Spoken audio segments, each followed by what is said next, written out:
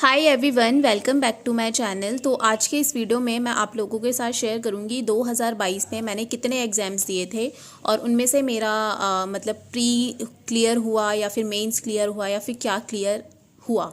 ठीक है, तो देखो, सबसे पहले मैंने 2022 में ये 6 फॉर्म तो मैंने फ़िल किए ही थे जो बैंक के थे।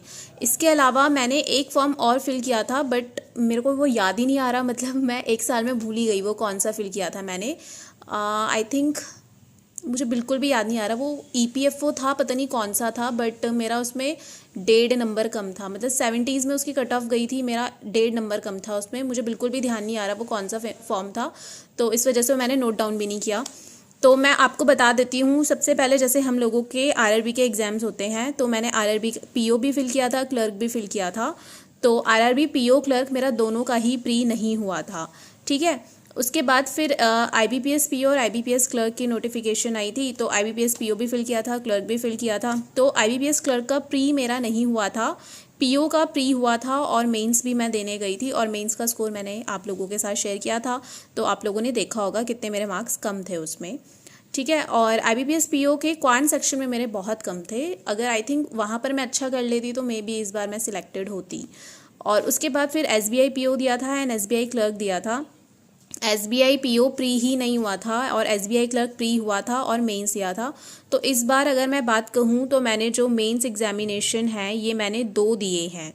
ठीक है, 2 मैंने मेंस का दिया था और मेंस के दोनों के ही रिज़ल्ट मेरे सही नहीं रहे, मतलब हुआ ही नहीं क्लियर, तो नो सिलेक्शन हुआ ही नहीं फिर। तो यही वो 6 एग्ज़ाम थे जो मैंने 2022 में दिए थे।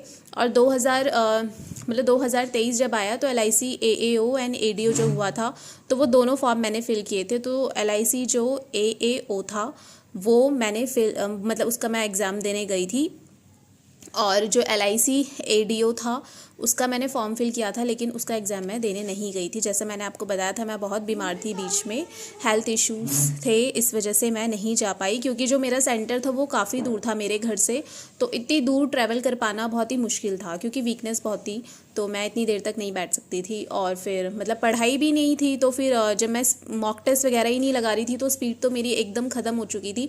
तो मुझे पता था अगर मैं चली भी जाऊँगी तो नहीं हो पाएगा मुझसे, तो इस वजह से मैं वो एग्ज़ाम देने गई ही नहीं, और बस मैंने एओ का दिया था। और अभी लेटेस्ट जो नोटिफिकेशन आई है उसमें से मैंने ईपीएफओ जो आया है उसका फॉर्म फिल किया है, और उसका जब भी एग्ज़ाम होगा मैं आप लोगों को बता दूंगी। मतलब वो तो आप लोगों को खुद ही पता चल जाएगा, मतलब मेरा जब भी होगा मैं आपको अपना डेट एंड टाइमिंग सब कुछ बता दूंगी कि कब मेरा कौन सा शिफ्ट है। और एसएससी सीजीएल का भी मैं इस साल प्रिपेयर कर रही हूँ, वो आप लोगों को पता ही है।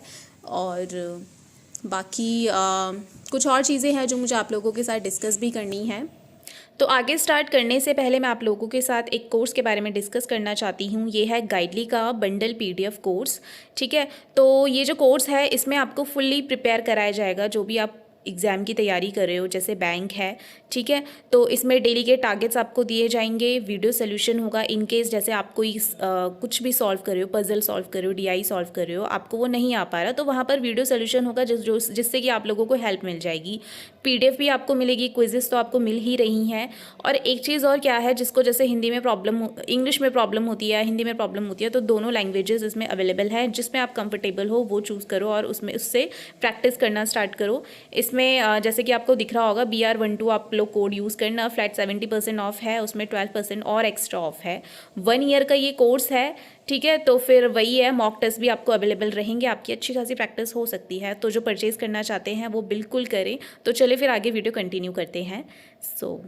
तो गाइज़, आज की वीडियो में बस इतना ही। और आज का जो टू डू लिस्ट है मेरा वो सेम कल की तरह ही रहेगा, क्योंकि मैं एकदम से मतलब इतना हैवी नहीं लेकर चल रही कुछ भी। मतलब मैं नहीं चाहती इतना ज़्यादा सरप्लस अमाउंट में कुछ भी हो और फिर मुझसे नहीं हो पाए। तो बहुत ही अच्छे से मैं पढ़ रही हूँ, और आप लोग भी पढ़िए और सिलेक्शन लीजिए बिल्कुल। और मैं देखती हूँ, मैं कॉमेंट रीड करती हूँ, तो आप में से इतने सारे लोग मुझे इतना मोटिवेट करते हो ना कि दी आप कब से प्रिपेयर कर रहे हो लेकिन आपका अभी तक नहीं हुआ है, लेकिन आप फिर भी हिम्मत नहीं हार रहे पढ़ने की। मतलब एक जो जज्बा होता है वो आपके अंदर कायम है और आपका सिलेक्शन ज़रूर होगा। तो ऐसे कमेंट रीड करके मतलब इतना ज़्यादा मोटिवेटेड फील होता है ना, फिर ये लगता है यार इतने सारे बच्चे मतलब प्रेज़ कर रहे हैं मुझे कि हाँ आप करो करो।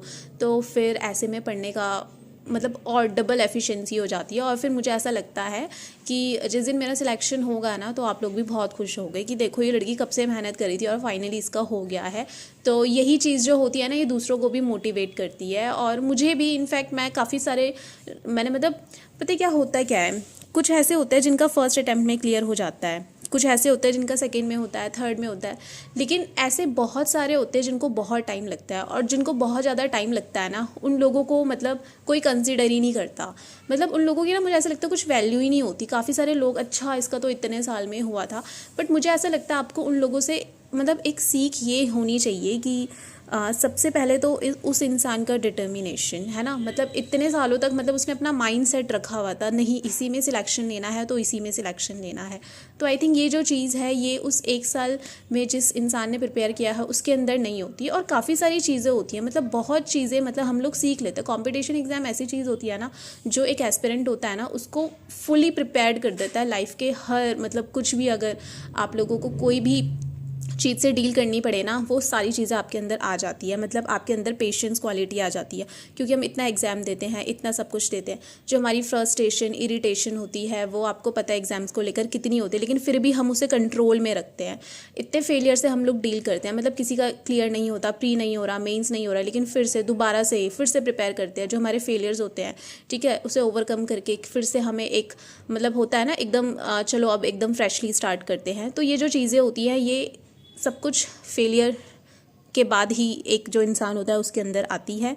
और मुझे ऐसा लगता है कहीं ना कहीं मेरे अंदर भी जो क्वालिटीज़ आई हैं, जो ये चीज़ें आई हैं, वैल्यूज़ आई हैं, ये सब कुछ फेलियर से ही मैंने सीखा है। तो यस, मैं यही कहना चाहती हूँ जिसका सिलेक्शन नहीं हो रहा है, 1 साल 2 साल से नहीं हो रहा है, तो मुझे देखो यार, मुझे 3 साल हो गए हैं और ऐसे बहुत सारे बैंकिंग एस्पिरेंट हैं। मैंने देखा था एक का 5 साल में हुआ था। तो आप ऐसा मत देखा करो कि इसका 1 साल में हो गया तो मेरा क्यों नहीं हुआ। सबका अपना अपना टाइम होता है। एक कहते हैं ना क्या कहते हैं उसे, मुझे वो वर्ड याद नहीं आ रहा, बट जब भी मुझे याद आएगा मैं नेक्स्ट वीडियो में बोल दूँगी। कुछ है वो एक शायरी टाइप की, तो वो काफ़ी अच्छी लगेगी आपको अगर मैं आपको बताऊँगी तो फिर या दैट्स इट। आज की वीडियो में इतना ही। अब मिलेंगे कल next time. Bye bye and take care.